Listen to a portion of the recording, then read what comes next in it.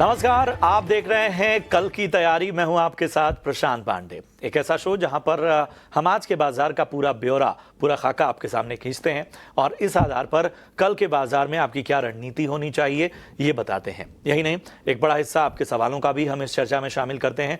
तो फटाफट से आप अपने सवाल भेज सकते हैं और यहाँ पर कोई कंफ्यूजन नहीं है, सिर्फ एक मंच है, एक जरिया है जिसके जरिए आप अपना सवाल हम तक पहुंचा सकते हैं और वो है यूट्यूब। जी हाँ, यूट्यूब पर कमेंट बॉक्स में ये शो लाइव देखते वक्त कमेंट कीजिए। हम उन सवालों को अपनी चर्चा में शामिल करेंगे, लेकिन कल, यानी आज जो आप सवाल पूछेंगे उनके जवाब कल दिए जाएंगे। पिछले हफ्ते आखिरी शो के दौरान जो दर्शकों ने अगले हफ्ते की तैयारी के दौरान सवाल पूछे थे और जो सवाल रह गए थे, उन सवालों के जवाब आज हमारे दिग्गज एक्सपर्ट्स देंगे। और आज की चर्चा में हमारे साथ दो बेहद खास मेहमान जुड़ रहे हैं चर्चा के लिए। मैं परिचय करा दूं, हमारे साथ आज हैं टर्टल वेल्थ के रोहन मेहता साहब और जैनम ब्रोकिंग के किरण जानी साहब। किरण हमारे साथ इस वक्त जुड़ चुके हैं। तो किरण, बहुत बहुत स्वागत आपका। ज़रा मैं अपने दर्शकों के लिए बाजार का पूरा खाका खींच देता हूं। तो बाजार एक तरह से लगातार दबाव झेल रहे हैं। आप देखिए आज के बाजार को, तो टैरिफ वॉर का जो संकट है वो जैसे जैसे और गहराता जा रहा है, जैसे जैसे उसका दायरा और बढ़ता जा रहा है, आप पाएंगे कि मार्केट लगातार प्रेशर में नजर आ रहा है।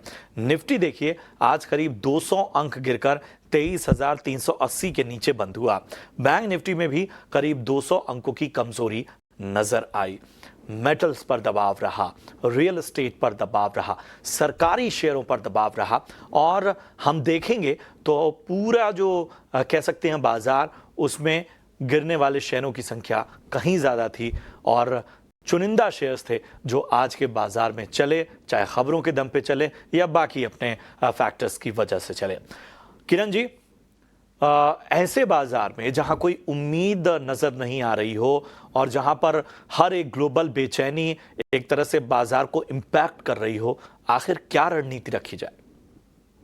Good afternoon everyone. So overall जिस तरह से अभी टेक्निकल सेटअप हम देख रहे हैं, एक अच्छे खासे रिकवरी के बाद लोअर लेवल से हम देख रहे हैं कि मार्केट में वापस से एक प्रॉफिट बुकिंग हम देख रहे हैं। कहीं ना कहीं निफ्टी की अगर मैं बात करूं, सो निफ्टी ने अपनी 50 डेज मूविंग एवरेज जो 23,800 थी उसके आसपास से पिछले, आज ये चौथा दिन यहाँ पे लगातार 4 दिन से lower top lower bottom pattern में रिज्यूम किया हुआ है। वहीं मैं अगर बैंक निफ्टी की बात करूं तो बैंक निफ्टी में भी हम देख रहे हैं कि जो कल के सत्र में, आई मीन लास्ट फ्राइडे के सत्र में जो आरबीआई की पॉलिसी के दिन था, वहां पे एक मेजर कट डाउन देखा था। अदरवाइज लास्ट 3 दिन से, उस दिन को अगर हम अवॉइड करें तो 3 दिन से मल्टीपल दोजी कैंडलस्टिक पैटर्न बन रही है और हर बार अपना जो रियल बॉडी वो हायर एंड के ऊपर बना रही है। तो कहीं ना कहीं स्ट्रेंथ बैंक निफ्टी के अंदर दिख रहा है। निफ्टी के अंदर वीकनेस अभी एज ऑफ नाउ हमें देखने को मिल रही है, लेकिन 23,200 23,100 का जो प्रीवियस रेजिस्टेंस था, अब वो सपोर्ट का काम करेगा।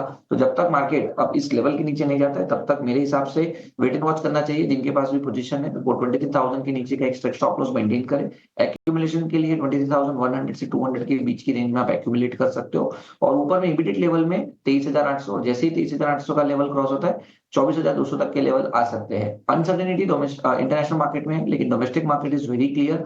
हमें लग रहा है कि ये गिरावट में बाई करके हमें जाना चाहिए ऊपर। ये फरवरी सीरीज में 24,000 24,200 तक के टारगेट हम निफ्टी के अंदर देख सकते हैं। वहीं बैंक निफ्टी की अगर हम बात करें तो बैंक निफ्टी में 49,900 से लेके 49,700 ये क्लस्टर रेजिस्टेंस था, उसके ऊपर कंफर्टेबली बैंक निफ्टी सस्टेन्ड है। तो जब तक इसके नीचे बैंक निफ्टी का क्लोजिंग नहीं आता है, तब तक यहाँ पे भी हम बाय एंड डिप्स की स्ट्रेटेजी मेंटेन कर सकते हैं।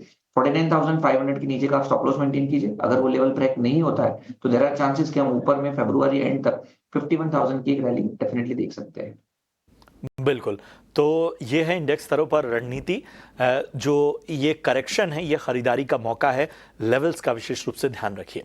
चलिए फटाफट से अपने दर्शकों के सवालों को शामिल करते हैं। मोहम्मद फैजान का सवाल सबसे पहले लेते हैं।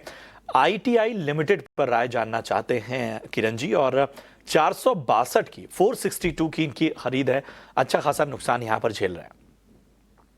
आईटीआई लिमिटेड की अगर हम बात करें तो जिस तरह से ओवरऑल चार्ट पैटर्न है, एक मेजर अपस्विंग के बाद हम देख रहे हैं कि stock continuously lower top lower bottom और एक शार्प करेक्शन, जिस स्पीड से स्टॉक ऊपर गया था उसी स्पीड से स्टॉक नीचे आ गया है। अपनी सभी इंपॉर्टेंट मूविंग एवरेजेस के नीचे ट्रेड कर रहा है, लेकिन ये गिरावट में लास्टली हम देखें तो वॉल्यूम्स की कमी है, तो शायद ही बॉटम बना सकता है। लेकिन हालांकि चार्ट काफी वीक हो चुका है, ओवरसोल्ड टेरिटरी के अंदर ट्रेड कर रहा है, तो मेरे हिसाब से इनको एक स्ट्रिक्ट स्टॉप लॉस यहाँ पे मेंटेन करना चाहिए 275 का। अगर 275 का लेवल ब्रेक होगा तो हो सकता है ये गिरावट जारी रह सकती है। तो एज ऑफ नाउ 275 के स्टॉप लॉस के साथ कंटिन्यू रहे। ठीक है, तो 275 के स्टॉप लॉस के साथ यहां बने रहने की आपको सलाह। अगला सवाल वासु गुप्ता का है, टाटा मोटर्स पर राय जानना चाहते हैं। लॉन्ग टर्म का इनका नजरिया है। 833 रुपए के भाव पे इन्होंने खरीदारी की हुई है, 833। बताएं किरण। सो ओवरऑल जिस तरह से आरबीआई में रेट कट हुआ है, there are very good chances कि ऑटो हो गया या तो फिर जो रियल एस्टेट के सेक्टर्स है वहां पे एक बार के लिए सेकंड राउंड तेजी आनी चाहिए। टाटा मोटर की पर्टिकुलरली बात करें तो स्टॉक में एक अच्छी खासी गिरावट हमने देख चुकी है, 1170 1180 तक के लेवल से स्टॉक 700 रुपया से भी नीचे गिर चुका है। सो ओवरऑल जो आप अगर चार्ट देखोगे तो वहां पे पॉजिटिव डाइवर्जेंस हमें देखने को मिल रहा है, ओवरसोल्ड टेरिटरी के अंदर है, वहां से न्यूट्रल जोन के अंदर मोमेंटम इंडिकेटर भी आया है। स्टॉक अपनी सभी मोमेंटम इंडिकेटर के मोमेंटम एवरेज के नीचे चल रहा है, जो एक नेगेटिव पॉइंट ऑफ व्यू है। लेकिन वीकली चार्ट के ऊपर हम देख रहे हैं कि 670 680 का एक काफी अच्छा सपोर्ट है जो वीकली और मंथली में हम देखने को मिल रहा है। तो मेरे हिसाब से करंट मार्केट प्राइस से उनको निकलने की सलाह तो नहीं रहेगी, आप होल्ड रखिए नीचे में 670 के स्टॉप लॉस के साथ। ठीक है, तो होल्ड करने की सलाह, 670 का स्टॉप लॉस यहां पर लगाकर बने रहिए। बढ़ते हैं आगे और अगला सवाल जो है वो लेते हैं प्रदीप का, और बीपीसीएल पे राय जानना चाहते हैं। मैं किरण जी बाइंग प्राइस बता देता हूं, 198। बताएं। बीपीसीएल की अगर हम बात करें तो जिस तरह से ओवरऑल हमने देखा है कि ओएमसी काउंटर के अंदर जो रिकवरी हमने देखी थी, उस रिकवरी के बाद का फेज में कहीं ना कहीं एक प्रॉफिट बुकिंग चल रहा है बीपीसीएल के अंदर, इन एचपीसीएल के अंदर। आज के सत्र में अगर हम देखें तो जिस तरह से ओवरऑल चार्ट पैटर्न हमें देखने को मिल रहा है, कहीं ना कहीं नीचे के लेवल से जो हैमर कैंडलस्टिक्स पैटर्न बनी है वो इंटैक्ट है। तो मेरे हिसाब से इनको होल्ड रखना चाहिए। जो एक्स्ट्रा स्टॉप लॉस यहाँ पे बन रहा है वो 240 का बन रहा है बीपीसीएल में। जब तक 240 का लेवल ब्रेक नहीं होता, देयर आर चांसेस कि हम ऊपर में 300 प्लस के टारगेट देख सकते हैं। तो काफी अच्छा शेयर है, रिकवरी के फेज में लॉन्ग रखना चाहिए। ठीक है, तो यहां पर भी बने रहने की आपको सलाह मिलती हुई। दिनेश राजपूत का सवाल लेते हैं। हिंदुस्तान एरोनॉटिक्स लिमिटेड पे राय जानना चाहते हैं। 3900 यानी 3900 की इनकी बाइंग है, 100 शेयर इनके पास हैं। और किरण जी, आज तो हम देख रहे हैं डिफेंस फोकस में भी है, जिस तरह से प्रधानमंत्री नरेंद्र मोदी फ्रांस की यात्रा पे हैं, बड़ी डिफेंस डील होने की उम्मीद है। कुछ चुनिंदा डिफेंस शेयरों में, खासतौर पे शिपिंग शेयरों में हमने जोश देखा है। एचएएल पर आपकी क्या राय बन रही है अगर इन तमाम ग्लोबल सिनेरियोस को देखें? सबसे एचएल की बात करें तो काफी फेवरेट स्टॉक रहा है, क्योंकि लास्ट टू लास्ट ईयर से स्टॉक में हमने देखा है कि 500 रुपीज से 5000 तक की जर्नी बहुत ही शॉर्ट टाइम के अंदर हमने देख ली है। अब 5500 की हाई बनाने के बाद हम देख रहे हैं कि स्टॉक प्राइस जुलाई महीने से continuously lower top lower top bottom के पैटर्न के अंदर, यानी कि फॉलिंग चैनल के अंदर ट्रेड कर रहे हैं। और इस बार तो अपने स्टॉक ने अपनी सभी इंपॉर्टेंट मूविंग एवरेजेस को भी ब्रेक कर दिया है। तो मेरे हिसाब से थोड़ा बॉटम फिशिंग के लिए वेट एंड वॉच कीजिए, क्योंकि लास्ट ईयर में काफी अच्छा एक रिटर्न दे चुका है। तो there are very good chances कि आने वाले समय में ये स्टॉक अब एक साइडवेज जोन में जा सकता है। तो जिनके पास है वो 3500 के स्टॉप लॉस के साथ होल्ड करें। नए लेने की यहाँ पे मेरे हिसाब से अभी रिक्वायरमेंट नहीं है, थोड़ा वेट एंड वॉच कीजिए। जिनके पास है वो 3500 के स्टॉप लॉस के साथ बने रह सकते हैं। ऊपर में 4200 से लेके 4500 तक की आप लेवल की वेट कर सकते हैं। तो ये है राय एचएएल पे। थोड़ा सवालों के सिलसिले को रोकेंगे हम यहाँ पे, और किरण जी मैं आपके पास आना चाहूँगा।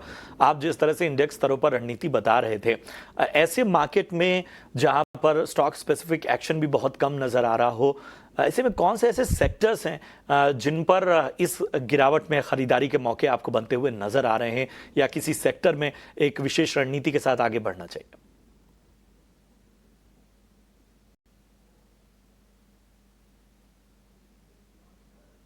किरण जी, आप आवाज आ रही है आप तक?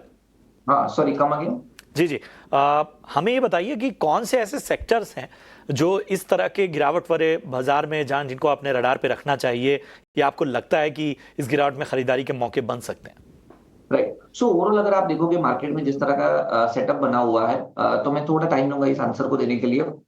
लास्ट ईयर हमने देखा था कि एफएमसीजी सेक्टर साइलेंट रहा था। अगर आप ईयर टू डेट एफएमसीजी का रिटर्न देखोगे तो काफी फ्लैट रहा था। अब शुरुआत में ही हमने देखा है कि जिस तरह से आरबीआई ने रेट कट किया है, प्लस हमारी जिस तरह से बजट की पॉलिसीज रही है, देयर आर चांसेस कि कंज्यूमर स्पेंडिंग के पीछे काफी एक अच्छा एक थियरी या तो एक थीम से हमें वेट एंड वॉच करना चाहिए। और जो एफएमसीजी सेक्टर या तो एफएमसीजी स्टॉक्स है वो अपने काफी लोअर लेवल या तो वैल्यू बाइंग के आसपास मिल रहे हैं। तो एचयूएल हो गया, दूसरी तरफ आप टाटा कंज्यूमर देख सकते हो, गोदरेज कंज्यूमर देख सकते हो। ये स्टॉक है वो काफी अपनी वैल्यू बाइंग के आसपास ट्रेड कर रहे हैं। दूसरी तरफ से आप ब्रिटानिया हो गया, मैरिको हो गया, आईटीसी हो गया, तो ये सब स्टॉक्स जो है उसमें डेफिनेटली आप लॉन्ग कर सकते हो। अगर आपको स्टॉक पिक करने में दिक्कत हो रही है कि कौन सा स्टॉक अच्छा रहेगा, कौन सा स्टॉक नहीं अच्छा रहेगा, तो अभी तो काफी सारे म्यूचुअल फंड हाउसेज है जो अपने थीमेटिक स्कीम भी चलाते हैं। तो वहां पे आप एफएमसीजी स्कीम के अंदर डेफिनेटली एसआईपी लमसम या तो करंट मार्केट प्राइस से एक अच्छा खासा अमाउंट अलोकेट कर सकते हो, नंबर वन। नंबर टू, दूसरा जो सेक्टर हमें अच्छा लग रहा है वो है फार्मा का सेक्टर। फार्मा में भी काफी सिलेक्टिव बाइंग हम दे रहे हैं। जैसे कि आप देखोगे सन फार्मा, तो सन फार्मा अपने 200 डेज मूविंग एवरेज के आसपास ट्रेड कर रहा है। मोमेंटम इंडिकेटर में बुलिश जोन हमें दिखाई दे रहा है। तो यहाँ पे कहीं ना कहीं रिस्क रिवॉर्ड रेशियो काफी फेवरेबल है। तो सन फार्मा हो गया। औरो फार्मा का भी आप चार्ट देखोगे तो औरो फार्मा के चार्ट के भी ऊपर भी आप देख सकोगे कि एक अच्छा खासा बॉटम फिशिंग हुआ है या तो बॉटम बना हुआ है। जब तक 1100 का लेवल ब्रेक नहीं होगा, यहाँ पे भी आप बाउंस एक्सपेक्ट कर सकते हो। तो FMCG whole as a sector and pharma के अंदर सन फार्मा हो गया एंड औरो फार्मा हो गया। दूसरा एक सेक्टर जो हमें अच्छा लग रहा है वो है आपका ऑटो का सेक्टर। ऑटो के अंदर भी हमने देखा कि जनरली दिसंबर से लेके जनवरी के बीच में जो एक अपने हिंदू के हिसाब से जो एक टाइम पीरियड होता है, वहां पे कोई नई चीज खरीदता नहीं है। तो उसके हिसाब से भी हमने देखा था कि ऑटो के नंबर्स अच्छे नहीं थे। अब वापस हम देख रहे हैं कि फेस्टिवल सीजन स्टार्ट हो जाएगा। नेक्स्ट मंथ से हम देखेंगे कि होली एंड ऑल सब स्टार्ट हो गए, तो जहाँ पे ऑटो में अच्छी खासी खरीदारियां होती है। तो ऑटो सेक्टर के अंदर आप टू व्हीलर स्टॉक्स में आप हीरो मोटर कॉप के ऊपर ध्यान रख सकते हो। जिस तरह से यहाँ पे गिरावट आई है, बॉटम बनाया हुआ है 4000 के आसपास का। अगर वो लेवल ब्रेक नहीं होता है तो वापस ये स्टॉक ऊपर में 45-4600 तक आ सकता है। और लास्ट स्टॉक्स रहेगा आइशर मोटर ऑटो के अंदर ही। यहाँ पे भी ये स्टॉक देखोगे तो ये ऑन द कॉन्ट्री आउटस्टैंडिंग स्टॉक या तो आउट परफॉर्मर स्टॉक है, असेंडिंग ट्रायंगल पैटर्न ब्रेकआउट है। करंट मार्केट प्राइस है, डेफिनेटली आइशर मोटर भी लॉन्ग करके जाना चाहिए। तो sector wise FMCG, pharma and auto, ये तीन सेक्टर हमें काफी अच्छे लग रहे हैं। तो ये बहुत ही शानदार चर्चा रही और हम इस चर्चा को चूंकि यूट्यूब पर भी अपलोड करेंगे, तो अगर कोई चीज़ मिस हो जा रही है आपसे तो आप उस चर्चा को रिविजिट कर सकते हैं। एक बार फिर आपकी जानकारी के लिए बता दूं, किरण जी की राय में उन्होंने कई सारी पिक्स भी दी, वो आपको विजिट करना होगा। लेकिन एफएमसीजी, फार्मा और ऑटो, ये खास तौर पे इस बाजार में भी बहुत ही बेहतर नजर आते हुए एक विशेष रणनीति आपको यहाँ पर बनाई जा सकती है। चलिए एक बार फिर से आपके सवालों को चर्चा में शामिल करते हैं। और हमारे एक दर्शक हैं प्रमोद मोदी, और इन्होंने अडानी ग्रीन पर जो है वो राय जाननी चाहिए। एक बार बाइंग प्राइस मैं किरण जी बता दूं, 1223 रुपए पे इन्होंने खरीदारी की हुई है। अडानी ग्रीन 1223 की खरीद के हिसाब से कैसा लग रहा है आपको? सो अदानी ग्रीन की अगर हम बात करें तो ओवरऑल चार्ट पैटर्न काफी वीक हो चुकी है, काफी ऊपर के भाव के स्टॉक इनके पास पड़े हुए हैं। तो मेरे हिसाब से एज ऑफ नाउ तो इनको स्टॉप लॉस के साथ ही होल्ड करने की सलाह रहेगी। तो 890 के स्ट्रिक्ट स्टॉप लॉस के साथ ये होल्ड रखे। ऊपर में कोई भी आपको चांस मिलता है 1100-1200 के आसपास, तो एक बार निकलने की राह देखिए, या तो फिर अपना स्टॉप लॉस अपना स्टॉप लॉस ट्रेल करके होल्ड करना। एज ऑफ नाउ 880 के स्टॉप लॉस के साथ इनको होल्ड रखना चाहिए। स्टॉप लॉस लगाइए और इंतजार करिए, 1100-1200 तक का उछाल अगर आए तो वहां से निकल जाएं। बढ़ते हैं आगे, रविंद्र शर्मा का सवाल लेते हैं। एनएमडीसी पर राय जानना चाहते हैं और 65 रुपए की इनकी खरीदारी है। किरण जी, पूरे अगर हम इस क्षेत्र की बात करें तो लगातार दबाव हम देख पा रहे हैं, बताइए क्या राय बन रही है आपकी? सो ओवरऑल जैसे आपने बताया कि ये पूरा जो सेक्टर है वो काफी एक वीकनेस के अंदर या तो कंसोलिडेशन फेज में चल रहा है। रीजन भी हम देख रहे हैं कि टैरिफ वॉर चल रहा है। अगर टैरिफ वॉर एस्केलेट होता है तो मेटल्स के अंदर थोड़ा प्रॉफिट बुकिंग कंटिन्यू रह सकता है। स्टॉक अपनी सभी इंपॉर्टेंट मूविंग एवरेजेस के नीचे भी ट्रेड कर रहा है। तो मेरे हिसाब से इनको एक स्टॉप लॉस 60 का होल्ड रखना चाहिए। अगर 60 का लेवल ब्रेक होता है तो मंथली एंड वीकली के ऊपर भी एक बड़ा ब्रेकडाउन हमें देखने को मिलेगा, जिसके चलते स्टॉक काफी नीचे जा सकता है। तो एज ऑफ नाउ 60 के स्टॉप लॉस के साथ इनको होल्ड रखना चाहिए। चलिए फटाफट से कुछ और सवालों को भी शामिल कर लेते हैं और राजेश जायसवाल का सवाल लेते हैं। बैंक ऑफ बड़ौदा पर राय जानना चाहते हैं। 245 की इनकी अब बाइंग है, फिलहाल हल्के नुकसान में है, मात्र 60 शेयर इनके पास हैं। बताएं, रिटेलर्स की पसंद रहा है बैंक ऑफ बड़ौदा, लेकिन करेक्शन का शिकार ये भी स्टॉक हुआ है। किरण जी, तो बताइए क्या रणनीति लेकर आगे चला जाए? तो जिस तरह से ओवरऑल चार्ट पैटर्न हम पीएसयू बैंक की है तो बैंकिंग सेक्टर की देख रहे हैं काफी अच्छे एक पड़ाव के ऊपर है, तो मुझे तो लग रहा है कि बैंकिंग स्टॉक्स में एक्यूमुलेशन करना चाहिए। नो डाउट पीएसयू बैंक्स ने एक अच्छा खासा रिटर्न दे दिया है, तो there will be the selective banks which going to be perform. So and we prefer के Bank of Baroda can be one of them, reason being monthly weekly support के आसपास ट्रेड कर रहा है, डेली चार्ट के ऊपर मल्टीपल बुलिश डाइवर्जेंस हमें देखने को मिल रहा है। तो जो दर्शक हमें देख रहे हैं, अगर वो आप लॉन्ग टर्म के नजरिया से अगर आप कोई बैंक में इन्वेस्टमेंट करना चाहते हो तो डेफिनेटली आप बैंक ऑफ बड़ौदा ध्यान में रख सकते हो। और जो दर्शक ने सवाल पूछा है वो डेफिनेटली होल्ड रख सकते हैं। मेरे हिसाब से 200 रुपीज का आप स्टॉप लॉस मेंटेन कीजिए और ऊपर भी 260 तक जाने की गुंजाइश हमें देखने को मिल रही है। ठीक है, तो बने रहने की सलाह, और जो नई खरीदारी का मौका देख रहे हैं उनके लिए भी यहाँ मौके बनते नजर आ रहे हैं। मोहित का सवाल लेते हैं, दीपक फर्टिलाइजर पे राय जानना चाहते हैं। 1225 रुपए, एक बार फिर बता दूं, 1225 की इनकी बाइंग है। 70 शेयर किरण जी इन्होंने होल्ड किए हुए हैं। तो दीपक फर्टिलाइजर की बात करें तो फर्टिलाइजर स्टॉक्स के अंदर एक अच्छी खासी अपस्विंग हम देख रहे हैं। Deepak fertilizer particularly cup and handle pattern breakout देने के आधार पे है। कहीं ना कहीं मेरे हिसाब से इनको होल्ड रखना चाहिए। अगेन नए दर्शक जो देख रहे हैं उनको अगर बाई करना है तो भी दीपक फर्टिलाइजर में आप लॉन्ग कर सकते हो। जो स्टॉप लॉस हमें मेंटेन करना है वो 1000 रुपीज का स्टॉप लॉस मेंटेन करना है। चलिए, तो ये है राय, और इतने ही सवालों को आज हम शो में शामिल कर पाएंगे। लेकिन अच्छी बात ये रही कि इस गिरावट वाले पूरे बाजार में भी देखिए किरण जी ने आपको भर भर के कमाई के मौके बताए। और फिलहाल एक और कमाई का मौका उनसे जान लेते हैं वीआईपी शेयर्स में।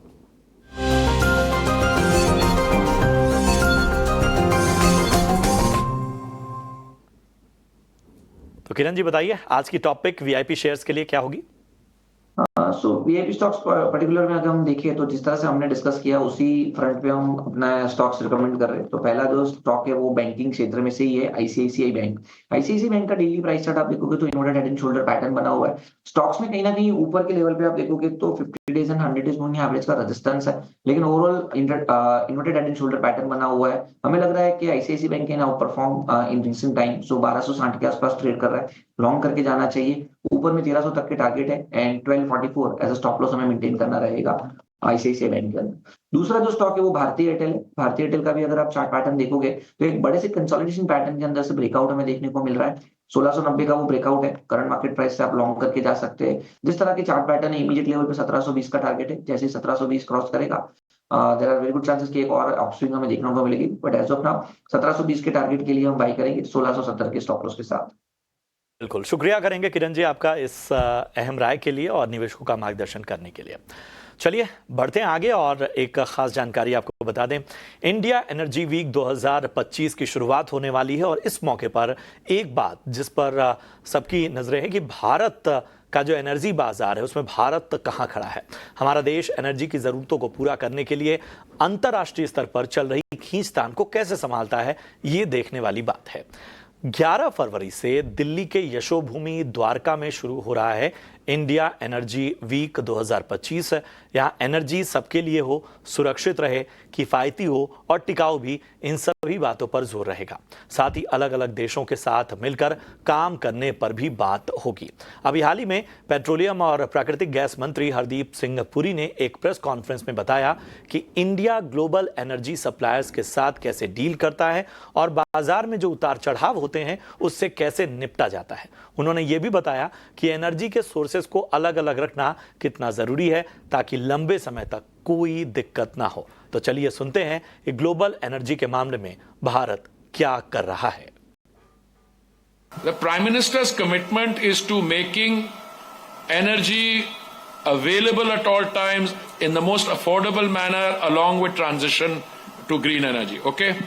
So we are not committed to buying any quantity from anyone. We are committed to buying the most economically priced energy of the grade of crude that you want at all points of time. Today the most important thing is energy is available in abundant supply.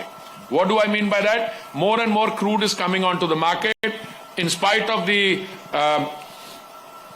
cutbacks which came from some other producers. Today, Western Hemisphere, more energy is coming on. You know, the industry requires adjustment, investment, etc. And also a lot of depends on the international price. If the international price falls beyond a little bit, which is music to the ears of someone like me, some people may not think it worthwhile putting large amounts of money in the E&P business. But these are all situations which we navigate as we go along.